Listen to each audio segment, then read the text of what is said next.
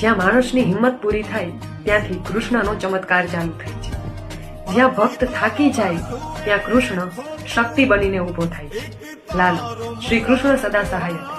આમ તો આખું મૂવી ખૂબ સરસ છે, પણ આ મૂવીનો એક ખૂબ જ સુંદર સીન જે મને બહુ ગમ્યો તે એ હતો કે જ્યારે ફાર્મ હાઉસમાંથી લાલો અંદરની તરફથી દિવાલ તોડતો હોય છે, ત્યારે ભગવાન શ્રી કૃષ્ણ બહારની તરફથી દિવાલ તોડવામાં તેની મદદ કરી રહ્યા હોય છે.